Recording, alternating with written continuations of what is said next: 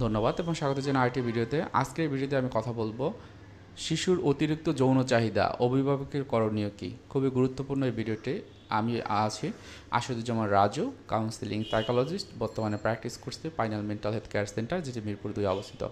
খুবই গুরুত্বপূর্ণ এই বিষয়টি, কেননা বাবা মার ভিতরে বিভিন্ন রকমের অ্যাংজাইটি বা স্ট্রেস কাজ করে। তার কারণ হলো তারা এই যে যৌন চাহিদা বা যৌন গঠিত যে বিষয়গুলো একটু অন্যভাবে দেখে। এটা সামাজিকভাবে অনেকটা পরিচয় দেওয়ার মতো না, বা এটা বলার মতো না। সাথে সাথে তার শিশুর যে বয়স সে অনুযায়ী এই যে চাহিদা তৈরি হচ্ছে, এটা কি কতটুকু খারাপ, এই ধরনের বেশ কিছু সমস্যা অভিভাবকরা আমাদের কাছে নিয়ে আসেন। এবং তাদের যে কমপ্লেনগুলো থাকে সেগুলো হলো যে আমরা তো ছোটো ছিলাম তখন তো এই ব্যাপারগুলো হয়নি, তাহলে এখন কেন হচ্ছে, তারা কেন এরকম করছে, তারা কি খারাপ হয়ে গেছে। আসলে ব্যাপারটা কি, আমি আমার বেশ কয়েকটা ভিডিওতে কিন্তু এই কথাগুলো বলি। আসলে যৌন চাহিদাটা কিন্তু তৈরি হয় ছেলে বা মেয়েদের পিউবার্টি এইজে। অর্থাৎ আমরা জানি যে ছেলেদের ক্ষেত্রে যে সিমেন বা এই সময়টা বীর্য উৎপন্ন হয়, বা তারাও চিনতে পারে যে তার সেক্স অর্গানটা চেঞ্জ হচ্ছে। এবং মেয়েদের ক্ষেত্রে যে মেনস্ট্রুয়েশন হয়, এটা একটা পরিবর্তন। মূলত এইখান থেকে কিন্তু তাদের যে সেক্সুয়াল যে চাহিদা বা যে বিষয়গুলো এখান থেকেই তৈরি হয়। মানে এর মাধ্যমে যেটি হলো যে দে আর ক্যাপাবল টু গিভ বার্থ। হ্যাঁ, তো এটা যে জন্ম দিতে পারে, অর্থাৎ তা সেক্সুয়ালি সে এখন অ্যাক্টিভ, ম্যাচিউর।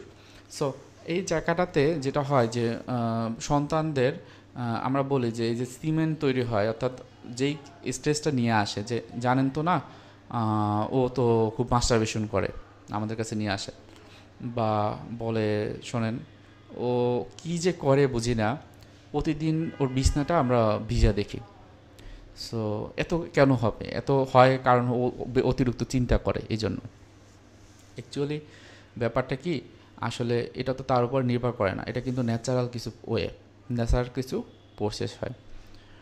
সেটা হলো আমরা যেটা বলি যে এই যে বীর্যটা সিমেন বলা হয় মেডিকেল টার্মে, যেটা এটা হলো টেস্টিস মানে অন্ডকোষ, সেখানে যে এসে জমা, মানে সেখানে তৈরি হয় অন্ডকোষ।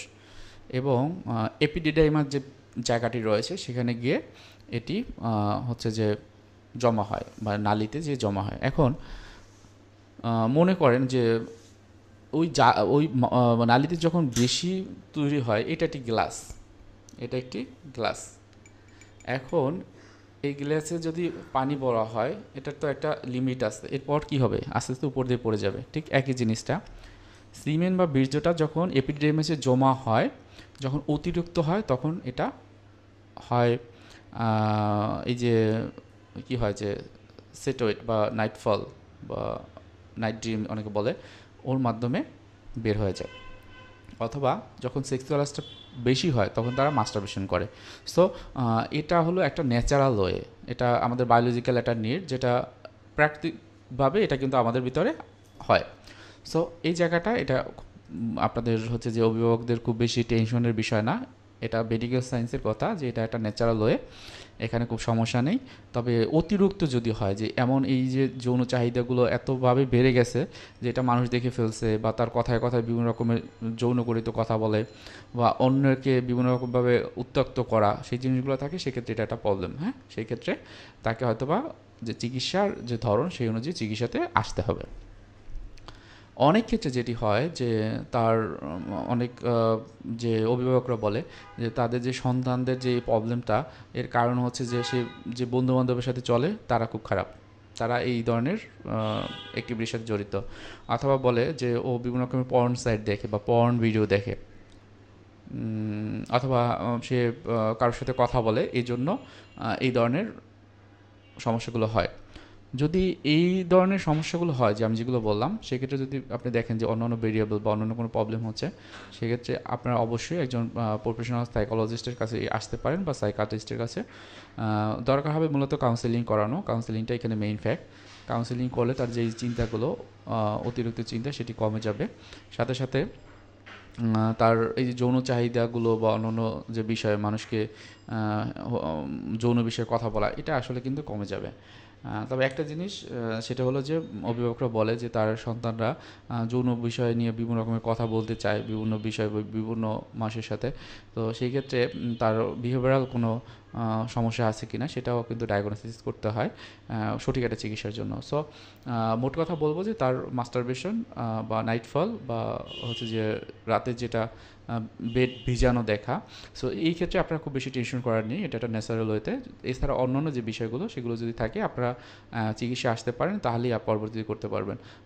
এর কী কী করণীয় সেটা আপনারা বুঝতে পারবেন।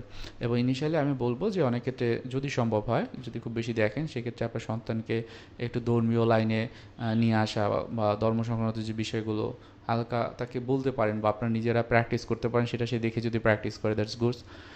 এছাড়া হয়তো সে বিভিন্ন রকম বই পড়তে পারে, বইয়ের প্রতি একটু টান সৃষ্টি করা বা কোথাও ঘুরতে যাওয়া, এগুলো করতে পারেন। ধর্ম খুবই গুরুত্বপূর্ণ, তাকে একটু ইন্সপায়ার করা যে ধর্মের অনেক কিছু রয়েছে, আমরা ধর্মকর্ম পালন করি, এটা একটু তাদেরকে করা যায়। এবং একটু মেডিটেশন বা রিল্যাক্সেশন এক্সারসাইজ খুবই ইম্পর্টেন্ট, এগুলো আপনারা নিজেরাও একটু প্র্যাকটিস করলেন, তখন সন্তানও করবে। এটা একটা বোঝানো যে এটা একটা বয়স রয়েছে, তোমার যখন ওই পরিমাণ বয়স হবে তখন তুমি এটা করতে পারবা বা তুমি এরকম কোনো চিন্তা তোমার আসতে পারে। সো এইভাবেই কিন্তু তারা তাদের যে অ্যাক্টিভিটিগুলো সেগুলো খুব ভালোভাবে তাদের জায়গা থেকে করতে পারে। আপনার এই বিষয়টি সবসময় একটু খেয়াল রেখে যদি আপনার সন্তানকে প্রপার ওয়েতে চিকিৎসা দেন, তাহলে দেখবেন তারা এই যে যৌনগঠিত যে সমস্যাগুলো সেগুলো আর থাকবে না। সবাই ভালো থাকবেন, সুস্থ থাকেন। আপনি যদি নতুন হয়ে থাকেন আমার চ্যানেলে সাবস্ক্রাইব করে রাখবেন। আসসালামু আলাইকুম।